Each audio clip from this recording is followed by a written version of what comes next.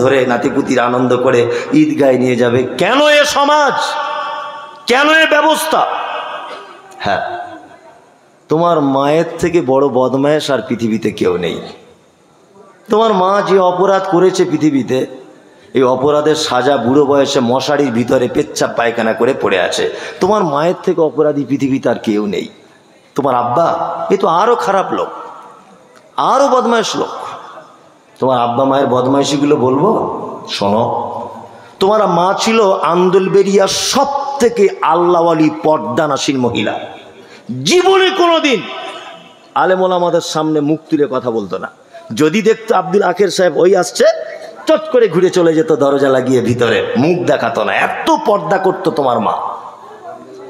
তুমি যেদিন পেটে এসেছিলেন, বহরমপুর হাসপাতালে ভর্তি করা হলো। ডাক্তারবাবু বলেছে এক্ষুনি তোমার বাচ্চা হবার ডেট, আর টাইম নেই। তোমার যে মা পরপুরুষের সামনে জীবনে মুখ দেখাতে লজ্জা পেত, তোমার মতো অপদার্থ ছেলেকে জন্ম দিতে গিয়ে বেলডাঙ্গার বহরমপুর কোন এক সদর হাসপাতালে পরপুরুষের সামনে সায়া ব্লাউজ খুলে উলঙ্গ হয়ে হাসপাতালের বেডে শুয়ে পড়েছিল।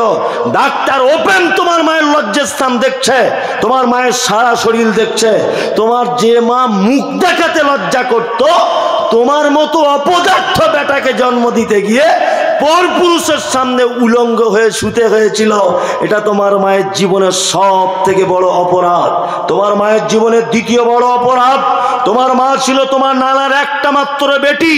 তোমার নানার এত আদরের বেটি ছিল, তোমার মায়ের হাতে মশা বসলে তোমার মা সহ্য করতে পারত না, এত ভীতু।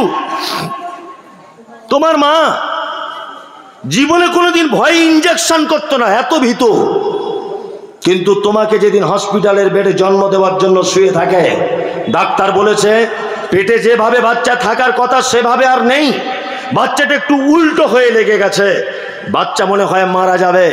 এই কথা যখন বলেছে, তোমার মা হসপিটালের বেড থেকে একেবারে লাফ দিয়ে উঠে বলছে, ডাক্তার বাবু আপনি দয়া করে আমার বাচ্চাকে বাঁচান, আমার প্রাণের বিনিময় হলে আপনি বাঁচান, প্রয়োজনে ধারালো ছুরি দিয়ে আমার পেট ফেলে দিয়ে আপনি আমার বাচ্চাকে বার করুন, আমার প্রাণের বিনিময়ে বার করুন। সেই দিন তোমার মায়ের হাঁসের ডিমের মতো সাদা চকচকে চামড়া ধারালো কাঁচি দিয়ে কেটে দিয়ে তোমাকে পৃথিবীর আলো দেখানো হয়েছিল। জীবিত মানুষ পেট কেটে বসে আছে, তোমার মতো অপদার্থকে, অপদার্থর মুখ থেকে মা শব্দটা শুনবে। তাই সেই যে মোটা সুতো আর সুঁচি দিয়ে সেলাই করে দিল, আজও ৮০-৮৫ বছর বয়সে তোমার মা মশারির ভিতরে তার কষ্ট অনুভব করে।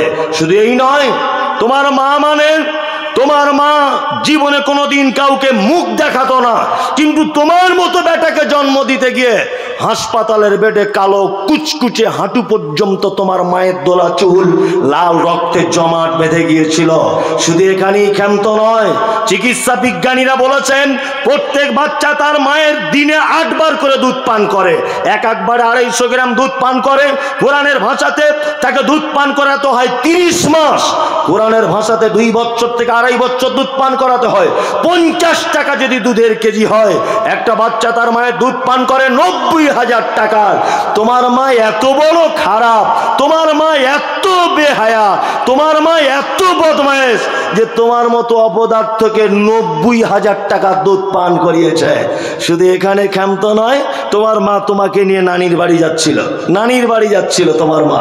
যেতে যেতে ওই রেজিনগরে বাসে উঠেছে, যাবে কোথায় না তোমার মামার বাড়ি ওই ওমরপুর মুর্শিদাবাদে। ওমরপুরে কন্ট্রাক্টর সিট পায়নি বলে কোলে বাচ্চা আছে, তোমার বয়স তখন ১.৫ বছর। তুমি বাসে উঠে থেকেই তোমার মাকে বলছো মা একটু দুধ খাবো, মা একটু দুধ খাবো, তোলতা তোলতা তোলতা তোলা ভাষাতে বলছেন। ভাষা সবাই বুঝতে পারছে না, মা বুঝতে পারছে। ড্রাইভার বা কন্ট্রাক্টর দেখে তোমার মাকে একটা সিট দিল জানলার সাইডে। তোমার মায়ের বয়স তখন ২৪ থেকে ২৫, অপরূপা চরমা সুন্দরী তোমার মা। তোমার মাকে দেখে কোনজন এত সুন্দরী? বাসের অন্যান্য যুবক ছেলেরা তোমার মায়ের দিকে ফ্যাল ফ্যাল করে দেখছে, তোমার মা সুন্দরী তাই। এখন তুমিও লেগেছো ১.৫ বছর বয়স, তোমার মা দুধ দাও, মা দুধ দাও। তোমার মা বারবার বিরক্ত হয়ে বলছে কি করে দুধ দিই, কি করে দুধ দিই।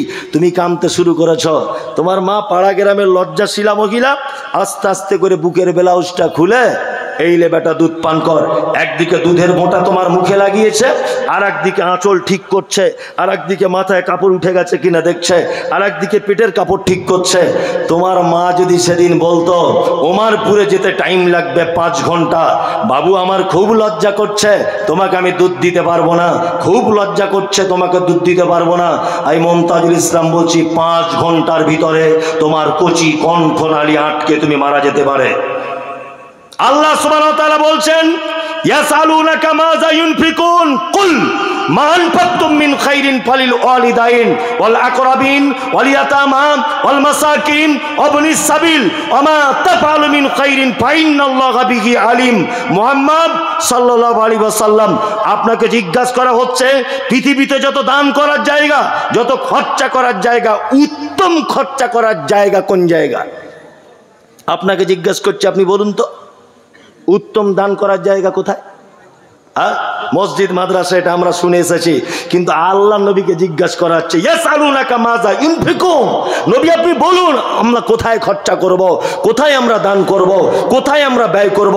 মুহাম্মদ সাল্লাল্লাহু আলাইহি ওয়াসাল্লামকে আবার কোরআন বলছে কুল, নবী আপনি প্রশ্নকারীদের বলুন মা আনফাকতুম মিন খাইরিন ফালিল ওয়ালিদাইন, তোমরা যত জায়গায় খরচা করো, পিতামাতার জন্য যে টাকাটা খরচা করো, এর থেকে উত্তম খরচা করার আর কোনো জায়গা নেই। কি বললাম বুঝলেন? মা বেঁচে আছে, আব্বা বেঁচে আছে, যাওয়ার সময় আপনার মায়ের জন্য একটা ওড়না কিনে নিয়ে যান। মা তুমি নামাজ পড়ো, নাও এই ওড়নাটা এই আন্দোলবেড়িয়া জলসায় গিয়ে কিনে নিয়ে এসেছি, তুমি নামাজ পড়বে গায়ে দিয়ে। কি বললাম বুঝলেন? আল্লাহ সুবহানাহু ওয়া তাআলা ভালোবাসা সিরিয়াল করতে গিয়ে প্রথমে কাদেরকে রাখা হয়েছে? আবা হুকুম, তোমার আব্বা মা। এখন আল্লাহর কথা অমান্য করে আমরা আগে রেখেছি কাকে? থানার বড় বাবুকে, বউকে রেখেছি, ও যা বলে তাই। বলছে আমার বউ এত ভালো মরিছে, আর কি বলবো, ওর মতো মেয়ে হয় না। না কি ভালো? বলছে বিয়ে করার 3 মাসের পরই আলাদা, সংসারের ঝামেলা থেকে ঠিক আমাকে বার করে নিল। কি বললাম বুঝলেন তো? এত ভালো আর কি। বিয়ে করেছে নতুন, ছেলেটা নতুন বিয়ে করেছে, তা নতুন বিয়ে করার পরে ও স্বামী স্ত্রী, একটা মা তার ছেলেকে 20-25 বছর মানুষ করলো, কোনো অসুবিধা নেই, কোনো অসুবিধা নেই। এই 2-3 দিনে সে সব পরিবর্তন করে দিল। আল্লাহ তাআলা বলছেন আবা হুকুম, 1 নম্বর তোমার আব্বা মা, 2 আবনা হুকুম তোমার সন্তান, ইখওয়ানুকুম তোমার ভাই, আজওয়াজুকুম তোমার স্ত্রী, ওয়া আশিরাতুকুম তোমার প্রতিবেশী নিকট আত্মীয়, ওয়া আমওয়ালুন ইকতারাফতুমুহা তোমার উপার্জিত সম্পদ, ও তিজারাতুন তাখশাউনা কাসাদাহা তোমার ব্যবসা বাণিজ্য, এমন এক ব্যবসা যে ব্যবসায় তুমি ভয় করো ব্যবসা ছেড়ে দিলে আমার রুজি চলে যেতে পারে। আমি আল্লাহ তাআলা বলছেন হাব্বা ইলাইকুম মিনাল্লাহি ওয়া রাসূলিহি, তোমার স্ত্রী, তোমার টাকা পয়সা, তোমার সম্পদ, সমস্ত কিছুর থেকে 3টে জিনিসকে বেশি ভালোবাসতে হবে। কটা? 3টা। 1 আল্লাহকে এবং রাসূলকে, 2 আল্লাহর রাস্তায় জিহাদ করাটাকে। আল্লাহ বলছেন ফাতারাব্বাসু হাত্তা ইয়াতি আল্লাহু বিআমরিহি, তোমরা যদি এই 3টে জিনিস থেকে এড়িয়ে যাও তাহলে তোমরা অপেক্ষা করো আমার আযাবে, তোমাদের উপর আমার আযাব আসছে। তাহলে রাসূলের আনুগত্য না করলে, রাসূলকে ভালো না বাসলে পৃথিবী